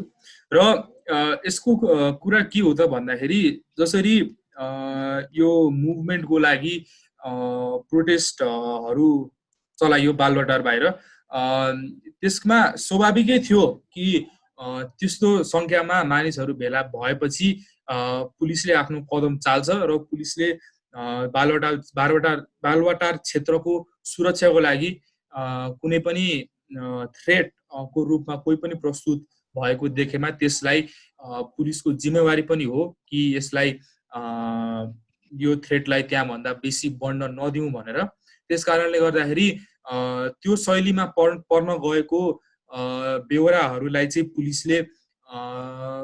पुलिसले नियन्त्रणमा लिन गरेको छ। तर त्यही अवस्थामा हामी हेर्न सक्छौँ बसन्तपुरमा जसरी अहिले त्यही इनफ इज इनफ मुभमेन्टकै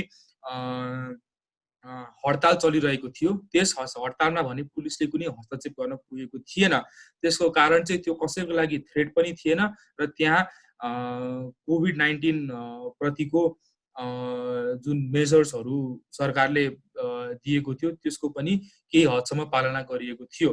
त्यस कारणले गर्दाखेरि हामीले सरकारले दिएको निर्देशन पालना नगरिकन या सरकारलाई कुनै पनि थ्रेटको रूपमा हामीले प्रस्तुत भयौँ भने यो स्वाभाविक हो कि सरकारको सुरक्षा क्षेत्र जुन पुलिस रहेको छ त्यसले यो न्युट्रलाइज गर्न खोज्छ भन्ने कुरा चाहिँ स्वाभाविक नै रहेको छ। धन्यवाद प्रज्वलजी। यससँगै हामी कुरा गरिरहेको थियौँ नेपाली काङ्ग्रेसको भूमिका प्रमुख प्रतिपक्ष दल भएर, अनि त्यसमा प्रश्न उठेको थियो नेपाली काङ्ग्रेसको आफ्नै भित्रको द्वन्द्वको पनि।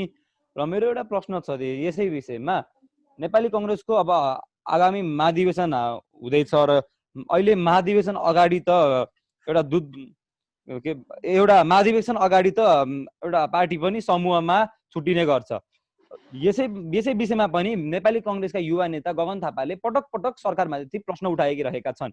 अब के यसलाई हामी नेपाली काङ्ग्रेसले जनताको हितमा बोलिरहेको हो भन्न सक्छौँ कि अहिलेको वर्तमान सरकारको खुट्टा तान्ने काम गरिरहेको भन्न सक्छौँ? यसमा म प्रज्वलजीलाई आफ्नो धारणा राख्न आग्रह गर्दछु। यसको स्थिति के रहेको छ त भन्दा तत्कालीन स्थितिमा जुन रूपमा नेपाली काङ्ग्रेसले यो इनफ इज इनफ मुभमेन्टलाई जुन तरिकाको सपोर्ट सबै जनताले एक्सपेक्ट गरिरहेको थियो, जुन एउटा एक्सपेक्टेसन थियो प्रमुख प्रतिपक्ष दल भएको कारणले गर्दाखेरि त्यो सपोर्ट चाहिँ आउन सकेको थिएन। जतिखेर मानिसहरू इनफ इज इनफ मुभमेन्ट त अहिले अलि सङ्कुचित हुन पुगेको छ पछिल्लो फेजमा, तर पहिलो जब यो सुरुवाती फेजमा इनफ इज इनफ मुभमेन्ट आएको थियो तब यी युवाहरू बाहेकका नेपाली जनताहरू पनि सडकमा उत्रिएको अवस्था थियो।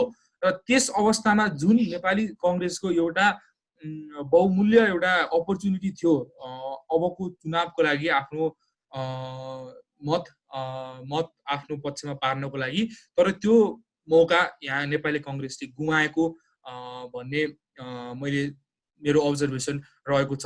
र त्यसै कुरामा गगन थापाजी सम्माननीय गगन थापाजीले जसरी प्रश्न उठाएको कुरा गर्नुभएको छ, प्रतिनिधि सभामा गएर प्रश्न उठाउनु त्यति ठुलो त्यति गर्व गर्नुपर्ने कुरा पनि रहेको छैन। जसरी एक्सन लिने अपर्च्युनिटी थियो नेपाली काङ्ग्रेसलाई इनफ इज इनफ मुभमेन्टको मार्फतबाट, र त्योभन्दा 1-2 दिन अगाडि ठ्याक्कै जब आम नेपाली जनताहरू फ्रस्ट्रेट भएर जुन सडकमा उत्रिएका थिए यो भाटभटिनी क्षेत्रमा, त्यतिखेर पनि एउटा बहुमूल्य अपर्च्युनिटी थियो नेपाली काङ्ग्रेसलाई, जुन नेपाली काङ्ग्रेसले गुमाएको भन्ने अब्जर्भेसन रहेको छ मेरो।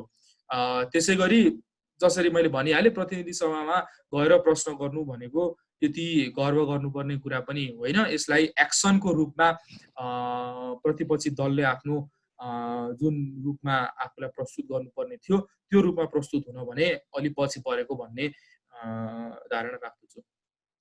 धन्यवाद प्रज्वलजी। यससँगै मेरो अब एउटा अन्तिम प्रश्न छ श्री भरत प्रसाद शाहज्यूलाई। मेरो प्रश्न के हो भन्दाखेरि अहिले हाम्रो राष्ट्रमा सबैभन्दा प्रमुख विषय भनेको अहिले संसारमा चलिरहेको र हाम्रो राष्ट्रमा पनि हानि पुर्याइरहेको कोभिड-19 महामारीलाई रोकमा ल्याउनु हो, नियन्त्रणमा गर्नु हो। यसमै अहिले भ्याक्सिन पनि आएको भन्ने पनि अहिले इन्फर्मेसन अहिलेसम्म हामीले प्राप्त गर्न सक्छौँ। अब यसमा जब हाम्रो राष्ट्रमा भ्याक्सिन आउँछ, प्राथमिकता भनेको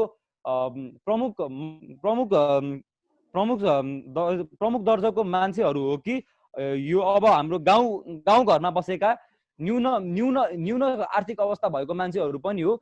यो भनेको एउटा जटिल विषय हो। यसमा अहिले हाम्रो वर्तमान सरकारले धारणा के राख्दछ र साथसाथै मेरो अर्को एउटा प्रश्न पनि म सोधि नै हाल्छु, अब हामीसँग समय पनि थोरै छ।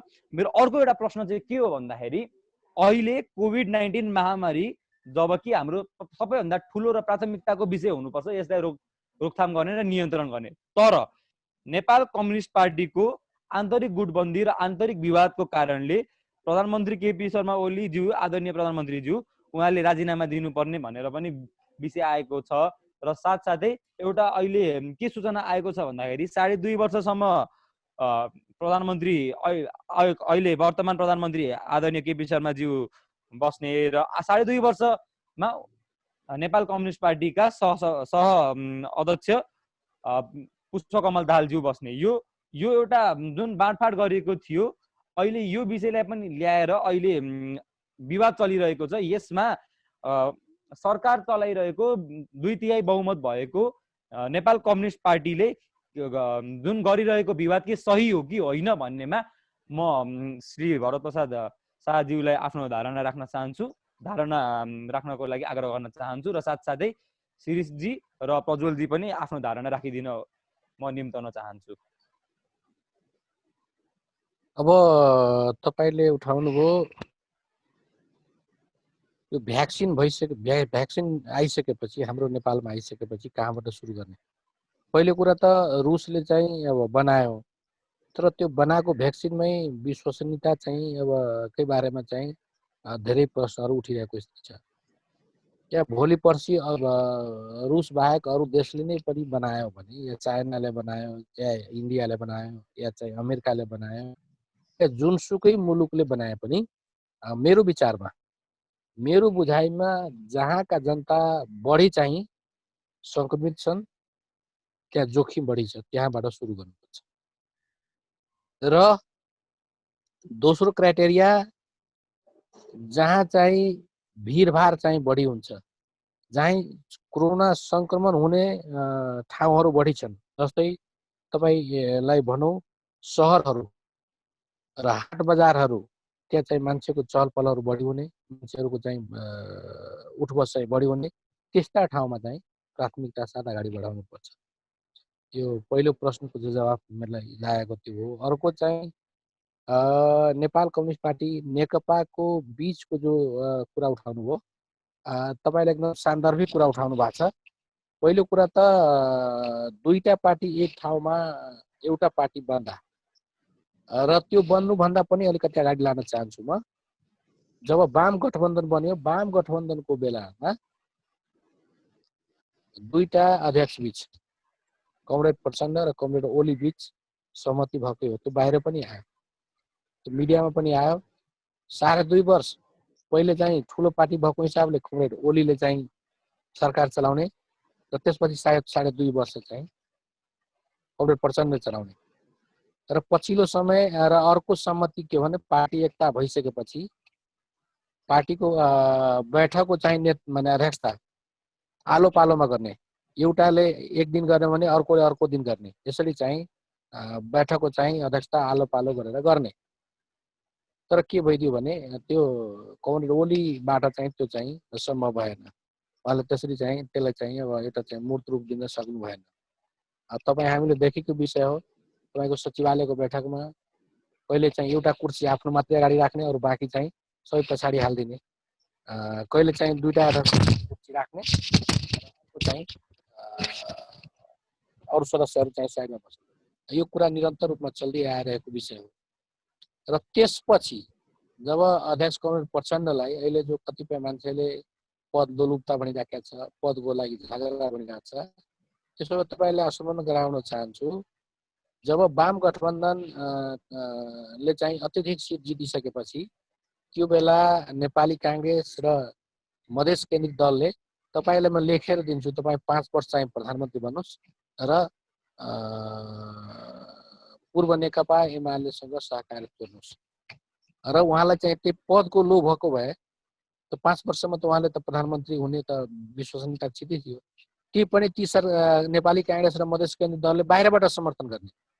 त्यसरी बाहिरबाट समर्थन गर्ने भएपछि त मजाले 5 वर्ष सरकार चलाउँथे र चाहिँ सबै मन्त्री चाहिँ नेकपा माओवादीकै हुने। त्यस्तो स्थितिभित्र त्यसलाई चाहिँ नि कम्युनिस्ट एकताको लागि, कम्युनिस्ट केन्द्र बनाउनका निमित्त र जनताको चाहिँ जो अपेक्षा छ त्यो पुरा गर्नका निमित्त उहाँले त्यसरी गर्नु भएन र आलो पालोमा जानुभयो। र पछिल्लो समय यसरी गर्न थालिसकेपछि अध्यक्ष कमरेडले नै, प्रचण्ड कमरेडले नै प्रस्ताव राख्नुभयो, तपाईँ बरु 5 वर्ष, अहिलेसम्म नेपालमा 5 वर्ष पनि सरकार चलेको छैन, 5 वर्षमा तपाईँ सरकार चलाउनुहोस् र 5 वर्षमा म पार्टी चलाउँछु भनेर दुई जना बिचको चाहिँ सहमति भएको हो। र पछिल्लो समय त्यो सहमतिबाट कमरेड ओली पछाडि त्यसपछि विवाद देखियो। हजुर, यसै विषयमा अब श्रीसी आफ्नो तर्क राख्न सक्नुहुन्छ। हजुर, सर्वप्रथम त म भरत प्रसाद शाहजीलाई नमस्कार गर्न चाहन्छु र हामीसँग यहाँनिर प्रस्तुत हुनु भइदिएकोमा पहिला धन्यवाद पनि दिन चाहन्छु। पहिलो विषय जुन प्रयासजीले सोध्नुभयो, उहाँले सोध्नुभयो कि भ्याक्सिन नेपालमा भित्रिसकेपछि प्राथमिकता कसलाई दिने भनेर। अब हामी सबैलाई थाहा भएकै कुरा हो, प्राथमिकता भनेको अहिले जुन सङ्क्रमित 7,000 जना मान्छे छन्, प्राथमिकता वही मान्छेहरू नै हुनुपर्छ भन्ने हामी सबको धारणा त्यही छ होला।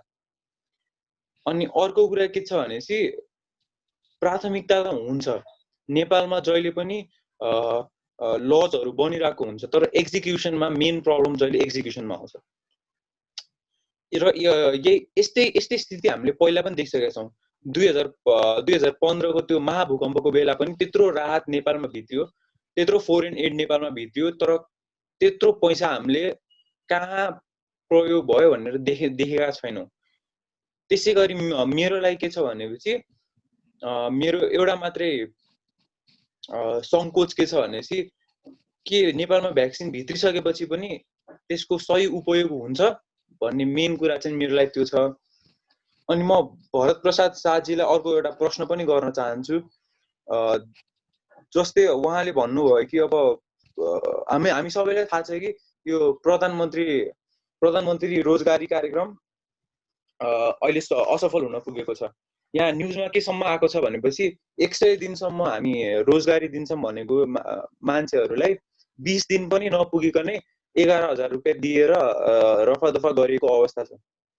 अब यसलाई सुधार गर्नको लागि हामीले के गर्न सक्छौँ त? यसको कम्पेन्सेसन गर्नको लागि हामीले के गर्न सक्छौँ भन्ने कुरा चाहिँ म सोध्न चाहन्छु।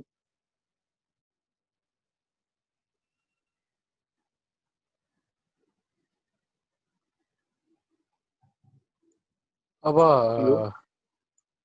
श्रीजीले कुरा राख्नु हो होइन, खास गरेर प्रधानमन्त्री रोजगार कार्यक्रम जुन अपेक्षाका साथ ल्याएको थियो त्यसरी चाहिँ सफल त अब हुनुपर्ने थियो, कुन सफल त्यो नभएकै हो। तर के रहेछ भने आंशिक रूपमा फेरि सफल पनि भएको हो।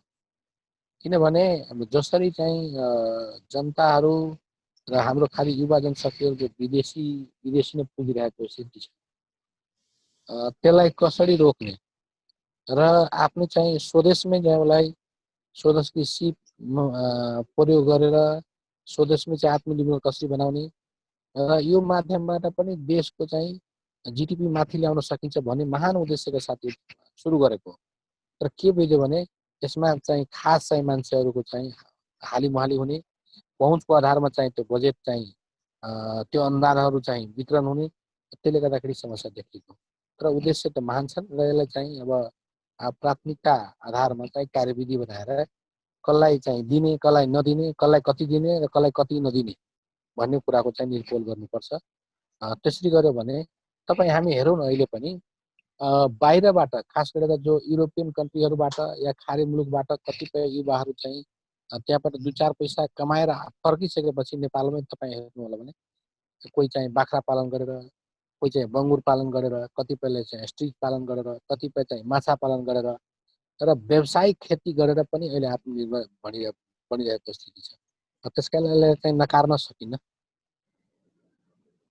हजुर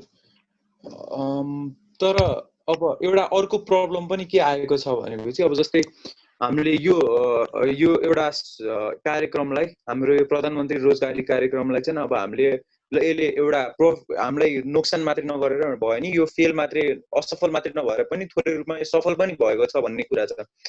तर मुख्य हाम्रो जनतालाई केमा चोट लागेको छ भनेपछि हाम्रो देशमा किन कुनै पनि कार्यक्रम सफल भएको न्युजमा देख्न पाइँदैन, किन जहिले पनि असफल भयो, यसमा प्रब्लम आयो उसमा प्रब्लम आयो भन्दै जुन पनि कार्यक्रमहरू धेरै जस्ता कार्यक्रमहरू यसरी नै टाल्दै गइरहेका छौँ।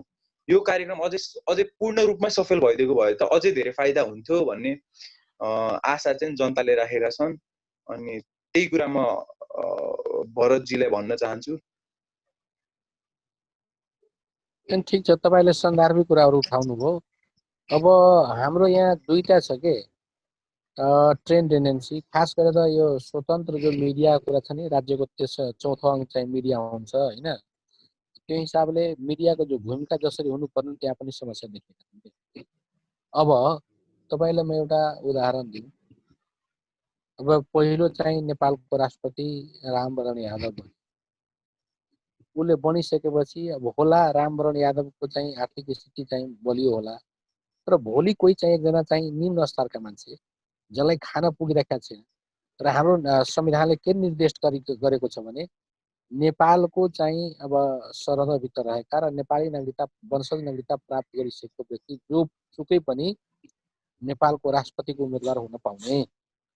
अब एकजना चाहिँ अब दलित चाहिँ जो पुरा पिछडिएका छन्, उसलाई खान लाग्न पुगिरहेका छैन, ऊ राष्ट्रपति भोलि भयो।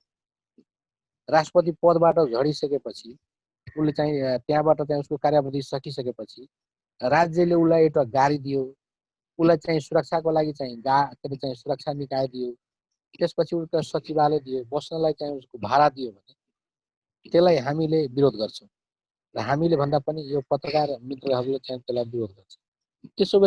त्यसको अर्थ सिधा अर्थ हो यहाँ नेपालमा चाहिँ गरिब गुरुवाहरूले चाहिँ राजनीति गर्न नपाउने, गरिब गुरुवाहरूले चाहिँ देशको चाहिँ सर्वोच्च निकायमा पुग्न नपाउने।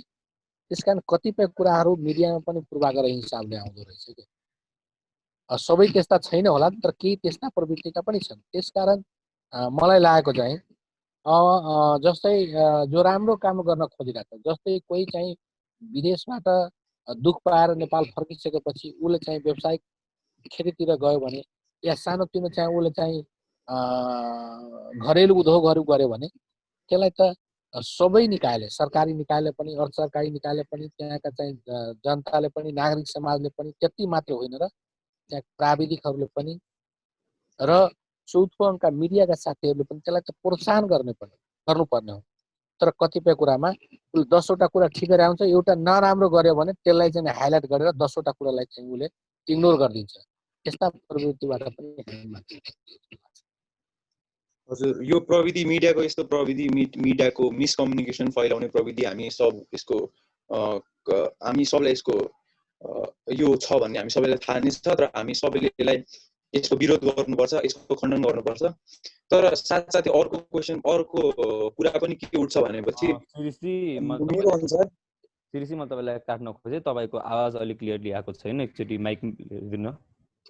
हजुर हजुर हजुर, हामी अहिले क्लियर आइरहेछ? अहिले पनि छैन, एकछिन है। हजुर, अब क्लियर आयो होला? अलिकति अझै पनि आउँछ। तपाईँ एकचोटि डिस्कनेक्ट गरेर फेरि कनेक्ट गर्नुहोस्। हस् हस्। त्यति बेरसम्म म प्रज्वलजीलाई आफ्नो धारणा राख्नको लागि आमन्त्रित गर्न चाहन्छु। अघि जुन यो सिरिजको प्रश्नको सिलसिलाभन्दा अगाडि उठेको इस्यु थियो एउटा, यो अहिले नेकपाको स्तरीयताको बारेमा र जुन लेभल अफ हामीले जुन लेभल अफ स्टेबिलिटी हामीले र जुन लेभल अफ युनिटी एकता हामीले चाहेका थियौँ, सारा नेपाली जनता जसले 2/3 मत दिएर जिताएको पार्टीबाट जुन किसिमको एकता चाहेका थियौँ, त्यो आशा गरेका थियौँ, त्यो किसिमको र त्यो किसिमको एकता कुनै पनि कारणले गर्दा होस्, चाहे सम्माननीय केपी ओलीज्यू वा सम्माननीय प्रचण्डज्यूले गर्दा, जेसुकै कारणले गर्दा होस्, यो अस्थिरता चाहिँ हामीले आशा गरेका थिएनौँ। हामीले चाहिँ यो पार्टी एक रहन्छ र 5 वर्ष राम्ररी देशको हितमा काम गर्छ भन्ने आशाको साथ हामीले 2/3 भोट दिएर जिताएको पार्टी ले अहिले आएर पछिल्लो समयमा आएर यस्तो अस्थिरताको प्रदर्शन गर्नु पनि हामीलाई जनताको मनमा एउटा चोट पुगेको अवस्था हामीले साझा रूपमा आम रूपमा देख्न सकेका छौँ र यसलाई चाहिँ फेरि पनि अर्को चुनावको लागि पनि फेरि पनि यही सरकार फर्कियोस् भन्ने हरेक नेपाली जनताको एउटा जिनो आशा थियो। त्यो सुरुदेखि नै थियो। यो सरकार गठन हुनुभन्दा अगाडिदेखि नै जब मतदान हुन थाल्यो त्यसपछिदेखिको फेरि पनि भोट दिन पाऊँ भन्ने जुन आशा थियो त्यो आशामा चाहिँ अब सोरै थानो प्रश्न उठ्न खोजेको 2-2.5 वर्ष पश्चात यो प्रश्न सानो एउटा के अरे सानो एउटा कन्फ्युजन जस्तो डाउटफुल जस्तो एउटा प्रश्न हरेक नेपाली जनताको मनमा अहिले उठिरहेको छ र यो प्रश्न उठ्न नदिनु नै अहिलेको तत्कालीन सरकारको उद्देश्य रहेको हुँदाखेरि त्यहाँ चाहिँ अलिकति चुकेको हो कि भन्ने यो आम नेपाली जनताको एउटा भाव रहेको छ। त्यसैलाई मैले आज प्रस्तुत गरेँ। धन्यवाद प्रज्वलजी। श्रीऋषि तपाईँ आफ्नो धारणा राख्दै हुनुहुन्थ्यो, छोटकरीमा आफ्नो धारणा राख्न सक्नुहुन्छ। हजुर हजुर, सरले अघि नै भन्नुभयो कि कोही रामवरणजीको त आर्थिक अवस्था बलियै थियो होला, तर कसै कतिजना यस्तो पनि हुन्छन् कि उनको आर्थिक अवस्था कमजोर हुन पुगेको पनि हुनसक्छ। त्यस्ता मान्छेहरू पनि पोलिटिक्समा भएका हुन सक्छन्। तर हामी सबै नेपाली जनताहरूलाई यो कुरासँग हामी वाकिफै छौँ कि कोही धेरै जस्ता हाम्रो देशमा पोलिटिसियनहरू आउँदाखेरि त गरिब होलान्, तर त्यो आफ्नो पद खाइसकेपछि गरिब भनेर त हामीले कहिले देखेकै छैनौँ यस्तो कुरा त, होइन? त्यो कुरा भन्नुभयो पहिला। अनि अर्को कुरा चाहिँ भर्खरै काठमाडौँ पोस्टमा एउटा हेडलाइन पनि के आएको छ भनेपछि we had long been asking the authorities to move us to safer locations। यो चाहिँ त्यहाँनिर एउटा गाउँमा जानेर पहिरोले भर्खरै अफेक्ट गरेको छ। त्यो गाउँका बासिन्दाहरूले पहिलेदेखि नै त्यो त्यहाँ निकायका मान्छेहरूलाई भनिरहेका रहेछन्, तर निरन्तर भनिरहे पनि।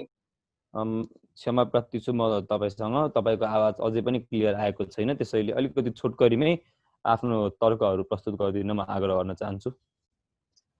हजुर हजुर, त्यसैले यो निकायकै बेवास्ताले गर्दाखेरि यो ल्यान्डस्लाइडले जति यो क्षति पुर्याएको छ, यो क्षति पुगेको चाहिँ निकायकै व्यवस्थाले गर्दा भन्ने यहाँनिर देख्न सकिन्छ। यसमा हजुरको के भनाइ छ?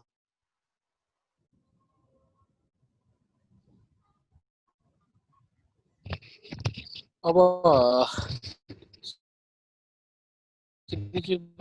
आवाज पनि त्यति स्पष्ट आएन, अलिक क्लियर आएको थिएन। त्यही पनि मैले बुझेको अनुसार म जवाब दिन्छु। अब खास गरेर यो ल्यान्डस्लाइडको बारेमा कुरा गर्नुभयो, होइन? र अब देशलाई कसरी अगाडि बढाउने कोणबाट मैले अलिकति चिन्ता देखेँ। त्यसकारण मलाई चाहिँ लागेको के हो भनेदेखि यो विपदको सन्दर्भमा ल्यान्डस्लाइड होस् या अरू विपद जो आउँछ त्यसको पूर्व तयारी गर्ने हाम्रो नेपालीहरूको बानी छैन। र नेपालीहरूको बानीको त कुरा एउटा होला, तर राज्यले पनि सरकारले पनि त्यसको चाहिँ केही लेखाजोखा गर्दैन। त्यसकारण चाहिँ समस्या हामी आइसकेपछि हामीले धेरै चाहिँ क्षति बहोर्नुपर्ने स्थिति देखेका छौँ। र अर्को कुरा गर्नुभयो यो खास गरेर यो पोलिटिकल व्यक्तित्वहरूको बारेमा। मैले भन्न खोजेको यति मात्रै हो, यो चाहिँ जसरी चाहिँ मिडियाहरूले कतिपय राम्रा कुराहरूलाई अलि इग्नोर गर्ने, नराम्रा कुराहरूलाई अलिक बढाइचढाइ गरेर गर्ने, त्यसले पनि समस्या। जो चाहिँ युवा खास गरेर आत्मनिर्भर भएर आफ्नो निमित्त, आफ्नो समाजको निमित्त, आफ्नो देशको निमित्त र देशको चाहिँ आफ्नो आर्थिक स्थिति मात्रै हेर्ने कि देशको पनि आर्थिक वृद्धि दरलाई माथि उठाउन खोज्दैछ। त्यसका चाहिँ अब काम गर्दै जाँदाखेरि 10 वटा राम्रा छन् र एउटा नराम्रा छ भने त्यस्तो कुरालाई, उसको सोच राम्रो छ भने त्यसलाई इग्नोर गरेर त्यसलाई प्रोत्साहित गर्नुपर्ने हो।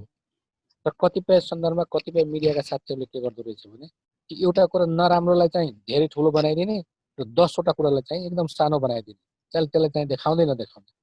त्यसले पनि जो चाहिँ आत्मनिर्भर एउटा स्वाभिमानी चाहिँ नेपालीको निमित्त चाहिँ त्यो राम्रो विषय हो। त्यसले उसको मनोबललाई चाहिँ माथि उकास्दिने, त्यसलाई झन् तल झार्छ। त्यो सन्दर्भमा मैले भन्ने खोजेको। धन्यवाद धन्यवाद सर।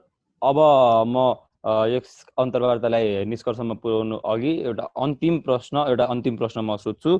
अघि जसरी शिरीषजीले एउटा प्रश्न गर्नुभयो कि पदमा पदको कार्यकाल सकिँदा कुन राजनीतिज्ञहरू या कुनै पनि नेताहरू को आर्थिक अवस्था कम हुँदैन भन्ने उहाँहरूको एउटा गम्भीर प्रश्न थियो। र यसै विषयमा म एउटा के प्रश्न उठाउन चाहन्छु भन्दाखेरि भ्रष्टाचारको।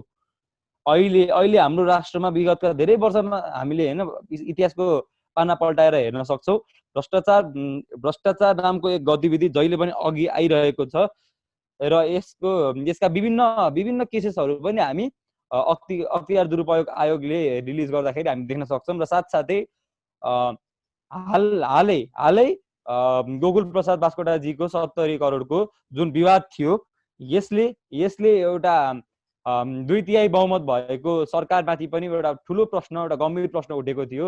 र साथसाथै अहिले पनि वैदेशिक सहयोगका नाममा आएको फन्ड्सहरू, वैदेशिक सहयोगका नाममा आएको फन्ड्सहरूको पनि उपयोग भइरहेको छ या दुरुपयोग भइरहेको छ भन्ने पनि विभिन्न प्रश्नहरू उठेको छ। कि अहिले वर्तमान सरकारको यो त सक्षमतामाथि पनि एउटा प्रश्न उठेको छ। वर्तमान सरकारमाथि यस्तो सक्षमताको प्रश्न उठेको छ जहाँ कि वर्तमान सरकारलाई भ्रष्टाचारको पनि आरोप लाग्न गइरहेको छ। यस विषयमा हजुरको एउटा धारणा दिन सक्नुहुन्छ? अब यो भ्रष्टाचार हाम्रो निमित्त चाहिँ सबभन्दा ठुलो चाहिँ महामारी हो। हाम्रो देशमा चाहिँ भ्रष्टाचार यतिसम्म जारा गाडिसकेको छ कि तपाईँले भने जस्तै यसबाट चाहिँ कुनै सेक्टर, चाहे कुनै क्षेत्र छुटको रहेको छैन। चाहे त्यो शिक्षा क्षेत्र होस्, चाहे त्यो स्वास्थ्य क्षेत्र होस्, चाहे रोजगारीको क्षेत्र होस्, चाहे सरकारी निकाय होस्, चाहे अर्ध सरकारी निकाय होस्, चाहे एनजिओ होस् या आइएनजिओहरू, सबै ठाउँमा यो चाहिँ रोगले गाँजेको छ।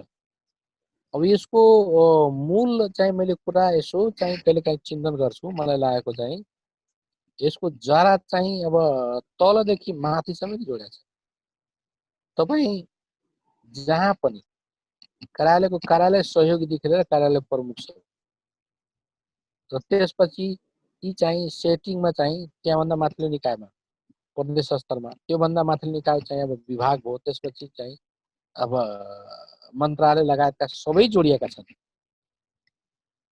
तपाईँलाई म एउटा बताउँ, जतिसुकै हामी अब भ्रष्टाचार चाहिँ निर्मूल गर्ने कुरा हामीले गरिराख्दा पनि, सरकारले गरिराख्दा पनि, मलाई लाग्छ जबसम्म मूल नेतृत्व यो भ्रष्टाचारलाई कसरी अन्त गर्ने, निर्मूल गर्ने, न्यूनीकरण गर्ने भन्ने कोणबाट सोच्दैन, दृढताका साथ सोच्दैन, तबसम्म भ्रष्टाचारलाई निर्मूल गर्न परेको कुरा त त्यसलाई न्यूनीकरण पनि गर्न सक्छ। जस्तै तपाईँ हामीले देखिरहेको छ, दैनिक हाम्रो चाहिँ घर अगाडिको पछाडिको चाहिँ सडक बनिरहेको स्थिति छ। त्यसको पिसी चाहिँ ठेकदारबाट चाहिँ पिसीले नै इन्जिनियरले डीलाई बुझाउने, डीले चाहिँ सुईलाई बुझाउने, सुईले चाहिँ डिजीलाई बुझाउने, डिजीले मन्त्रालयमा बुझाउने। यो कुरा त आजको कुरा होइन, यो विगत परापूर्व कालदेखि नै यो चाहिँ सिस्टम चलिरहेको छ। यो सिस्टमलाई कसले भत्काउने? आजसम्म कुनै सरकारले भत्काउन सकेको छैन र भत्काउने कोणबाट पनि अगाडि बढिरहेको स्थिति छ। यसको मूल कारण के हो भने हाम्रो निर्वाचन प्रणाली अत्यधिक महँगो भएर गयो र अहिले चाहिँ राजनीतिक कर्मीहरूलाई के देख्छु भने अब चुनाव आयो भने म कसरी लड्ने? तपाईँ एउटा गाउँपालिकाको अध्यक्ष जित्नलाई 40-50 लाख रुपियाँ चाहियो। तपाईँको विधायक र यो चाहिँ प्रदेश र प्रतिनिधि सभालाई 2-3 करोड रुपियाँ खर्च हुने स्थिति चाहिँ देखिसक्यो। निर्वाचन आयोगले तपाईँको 2 लाख, 4 लाख, 5 लाखको चाहिँ रेसियो बनाउँदो रहेछ। तपाईँ हामीले देखेको विषय त्यसरी सम्भव छ र त्यस कारण चाहिँ यी चाहिँ पार्टीहरूलाई भोलि चाहिँ बहुमत चाहिँ ल्याउनु पर्ने हो। त्यसकारण मलाई के लाग्न भने निर्वाचन प्रणालीमा करेक्सन गर्नुपर्छ। अहिलेको जुन निर्वाचन प्रणाली छ त्यो अत्यधिक पैसा खर्च हुने चाहिँ प्रणाली छ, त्यसलाई बन्द गरिनुपर्छ र मूल चाहिँ शासकले भ्रष्टाचारलाई निर्मूल कसरी गर्ने भन्ने कोणबाट चाहिँ सोच्नुपर्छ, अनि मात्रै चाहिँ भ्रष्टाचारलाई निर्मूल गर्न सकिन्छ, न्यूनीकरण गर्न सकिन्छ। समस्या त्यहाँ रहेको छ। अहिले तपाईँले जो भन्नुभयो सबै नेता पनि त्यस्ता छन्। मैले देखेको छु, मैले चाहिँ 2063 सालमा अन्तिम व्यवस्थापिकामा सांसद भएँ। 2064 सालमा मैले संविधान सभाको सदस्य निर्वाचित भएँ। त्यो बेलादेखि लगातारमा छु र मैले देखेको जो अन्तरिम व्यवस्थापक थिए ऊ आज चाहिँ उसको हैसियत तपाईँको काठमाडौँमा चाहिँ बसेर बच्चालाई पढाउने हैसियत छैन। अहिले पनि म धेरै चाहिँ त्यस्ता साथीहरू अहिले पनि त्यो बनी बुत्तो गरेर कमाइरहेका छन्। और त्यसकारण केही चाहिँ राज्यका जो कार्यकारी पदमा चाहिँ सरकारको कार्यकारी पदमा पुगेका छन् त्यसले चाहिँ भ्रष्टाचार गरेर त्यो अकुत सम्पत्ति कमाएको होला, तर सबैलाई चाहिँ भन्न सकिन्न। र मूल रूपमा यसलाई न्यूनीकरण गर्नका निमित्त सरकारका उच्च होदामा कार्यकारी पदमा रहेका चाहिँ त्यस्ता व्यक्तित्वहरूले यसलाई न्यूनीकरण गर्ने हो भने गर्न सकिन्छ। जस्तै तपाईँ अर्को फेरि म तपाईँलाई बताऊँ, यो आर्थिक मसान जो छ असारमा राखिन्छ। यसको सिधा कुरा हो त्यो पैसा कमाउनको निमित्त। असार मसान्तमा किन राख्नु पर्यो?